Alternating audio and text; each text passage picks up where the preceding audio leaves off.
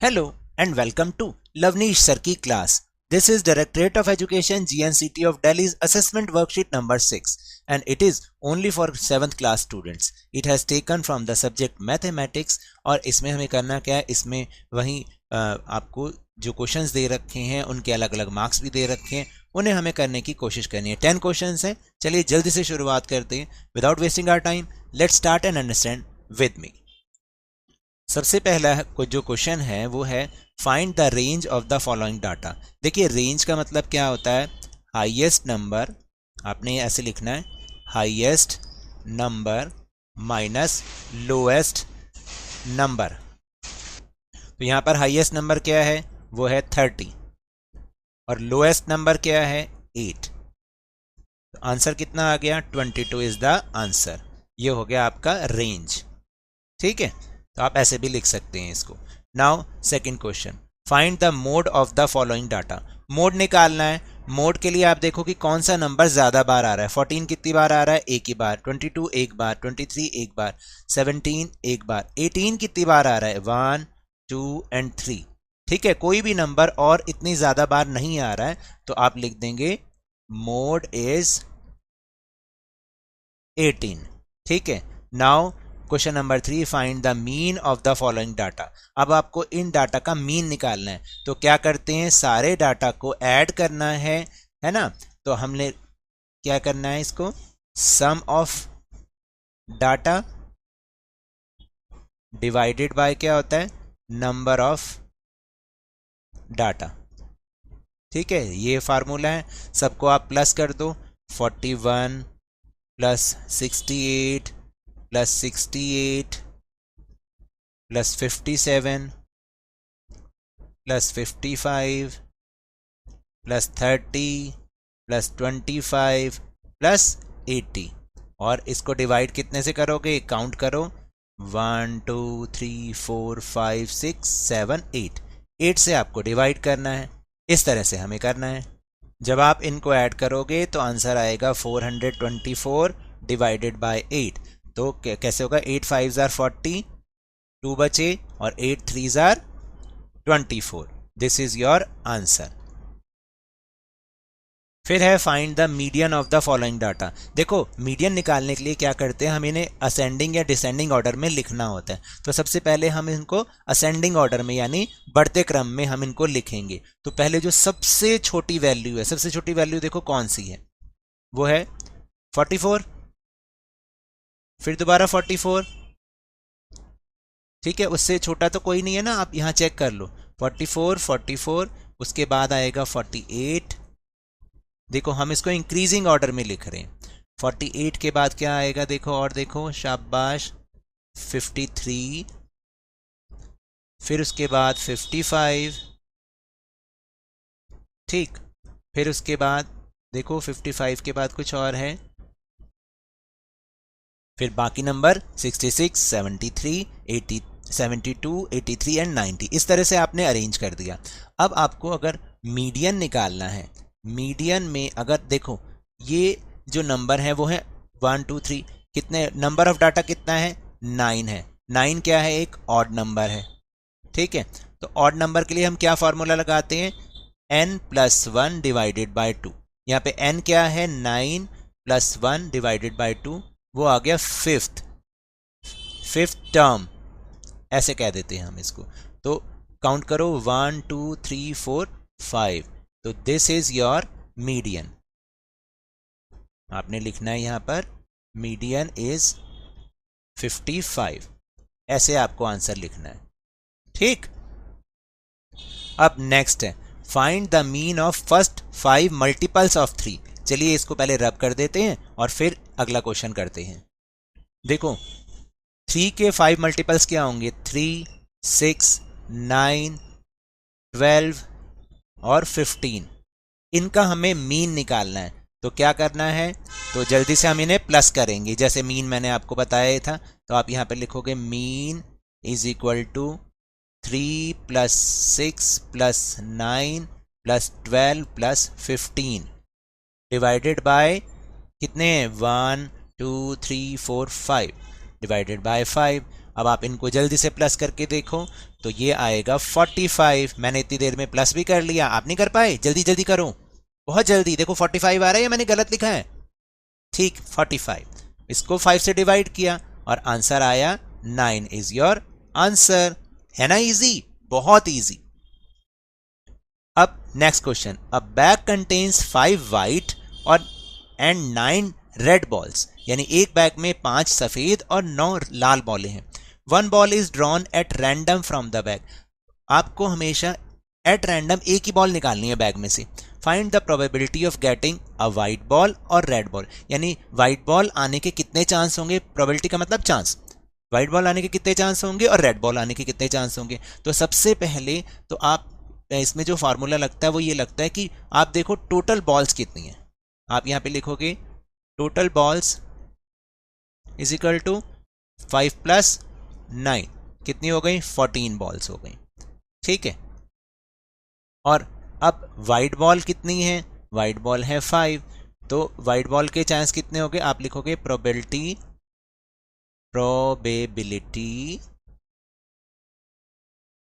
Of white ball, एक white ball आने के, भाई देखो वाइट बॉल है टोटल 5, तो 5 चांस हो गए, लेकिन टोटल बॉल कितनी है? 14, यानी 14 में से 5 बार ऐसे होंगे जब आपके हाथ में वाइट बॉल आएगी।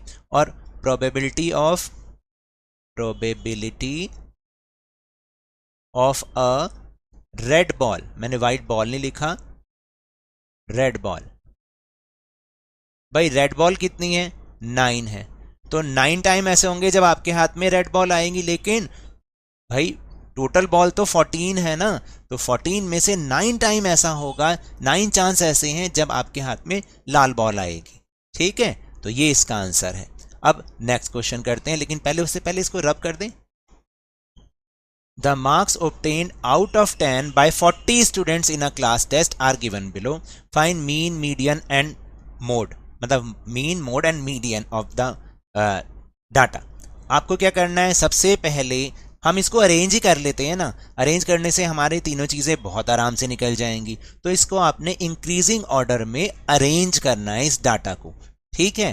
कैसे देखते हैं, तो हमने इसको इस तरह से अरेंज कर लिया। अब सबसे पहले हम इनका माध्य निकालते हैं, जिसको हम मीन भी कहते हैं। तो मैंने आपको समझाया था क्या करना है, पहले माध्य या इंग्लिश में हम इसको बोलते हैं मीन, ठीक है। हमें मीन निकालना है, तो मीन के लिए इन सबको आपको जोड़ना पड़ेगा, और इन सबको जब आपने प्लस किया, इसका मतलब क्या है, sum of data divided by number of data, ठीक है। तो जब हमने ये फार्मूला लगाया तो हमारा आंसर आया 262/40, क्योंकि टोटल कितने हैं, 40 हैं। तो अब आप जब इसको एक बार डिवाइड करके देखेंगे तो देखो क्या आंसर आएगा, जल्दी से देखना क्या आंसर आएगा। तो इसका आंसर आएगा 6.55। ये तो निकल गया हमारा मीन। अब हमें निकालना है मोड। तो मोड में आपको देखना है कि कौन सा डाटा कितने टाइम्स आ रहा है। ये कितनी बार आ रहा है, 4 टाइम्स। ये कितनी बार आ रहा है, 4 टाइम्स। ये कितनी बार, 4 टाइम्स। ये कितनी बार आ रहा है, ये आ रहा है 6 टाइम्स। ये कितनी बार है, जरा काउंट करोगे तो आपको पता चलेगा, 1 2 3 4 5 6 7 8 9 टाइम्स। ये कितनी बार है, 1 2 3 4 5। ये कितनी बार है, 5 टाइम्स। और ये कितनी बार है, 3 टाइम्स। अब बताओ कौन सा डाटा कितनी बार आ रहा है, तो 7 जो है वो सबसे ज्यादा बार आ रहा है, तो मोड कितना होगा, 7। अब हमें मीडियन निकालना है। मीडियन निकालने के लिए देखो, जब भी ऐसा होता है, जब भी अगर ये टोटल नंबर कितने हैं, टोटल नंबर्स कितने हैं, 40 हैं, ठीक है। तो जब भी सम नंबर होता है, ये क्या है, एक इवन नंबर है, सॉरी सम नंबर नहीं, इवन नंबर है, ठीक है। तो हमें कौन सा फॉर्मूला लगाना होता है, n/2 प्लस n+1/2, ठीक है। और इसको हमें क्या करना है, 2 से डिवाइड करना है। यहाँ पे n/2 का मतलब क्या होता है, 40। टोटल कितने हैं, 40 40/2 20th और n+1/2 कितना हो गया 40 मतलब 20+1 देखो n/2 कितना है 20 और 20+1 कितना हो गया 21। तो आपने 20 और 21 टर्म को देखना है। 20वीं टर्म कौन सी है जरा देखो 1 2 3 4 5 6 7 8 9 10 11 12 13 14 15 16 17 18 19 20 21। तो 7 और 7 तो आपने क्या करना है 7 20वीं टर्म कौन सी है 20th टर्म कौन सी है 7 और 21st कौन सी है वो भी 7 है। इन दोनों को ऐड करके डिवाइड करना है तो ये आएगा आपका आंसर। तो मीडियन कितना आ जाएगा 7। This is your answer. उसके बाद है find the mean and median of first 5 prime numbers. तो प्राइम नंबर्स फर्स्ट 5 कौन से हैं 1, ये मैं क्वेश्चन नंबर 8 का आंसर लिख रहा हूं। 1 हो गया 2 हो गया 3 हो गया 5 हो गया और 7 हो गया। ठीक है तो ये कौन से हैं सारे प्राइम नंबर्स हैं। देखो अब इनका मीन निकालना है तो मीन निकालने के लिए तो मैंने बता ही दिया आपको कैसे करना है 1 + 2 + 3 + 5 + 7 कितने हो गए काउंट करो 1 2 3 4 5 से डिवाइड करना है इसको। तो 1 और 2 3 + 3 6 + 5 11 और 7 18 हो गए। काउंट करके देख लो। ठीक है अब आपको इसको डिवाइड करना है। डिवाइड जब करोगे आप 5 3 ज़ा 15 3 बचे और 5 6 पॉइंट लगा के 5 6 ज़ा 30 तो 3.6 इज योर मीन। और मीडियन निकालने के लिए क्या करते हैं सिंपल आपने इसको अरेंज करना है। अरेंज हो रखा है। अब जब ये कितने नंबर्स हैं टोटल नंबर्स कितने हैं आप हमेशा ऐसे लिखा करो टोटल नंबर्स कितने हैं 5। ठीक है और ये क्या है एक ऑड नंबर है 5 क्या है एक ऑड नंबर है। तो ऑड नंबर के लिए फॉर्मूला बता रखा है n+1 डिवाइडेड बाय 2। n क्या है वो है 5 +1 डिवाइडेड बाय 2 ये क्या हो गया 6/2 मतलब 3। जो थर्ड टर्म है आपकी 1 2 एंड 3 ये आपका मीडियन हो गया। ठीक है तो आप लिखोगे मीडियन इज इक्वल टू 3।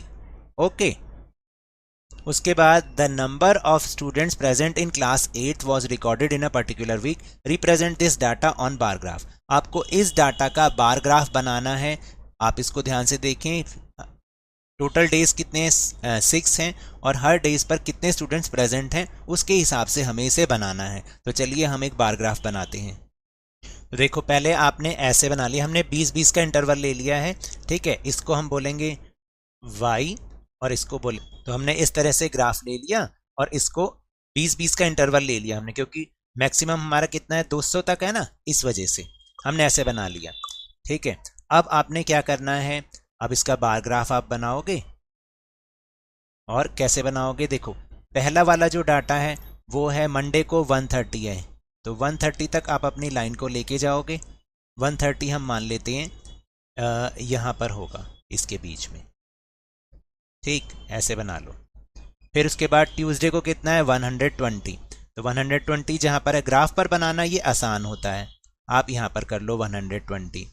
और वेनसडे को कितना है वेनसडे को है 135 तो 130 जहाँ पर लिया उससे थोड़ा सा ऊपर आप ले लोगे तो 135 हम इसको मान लेते हैं। फिर थर्सडे को 130 फिर दोबारा से 130 वाला ही बना दो तो जो हमने लाइन ली थी 130 की।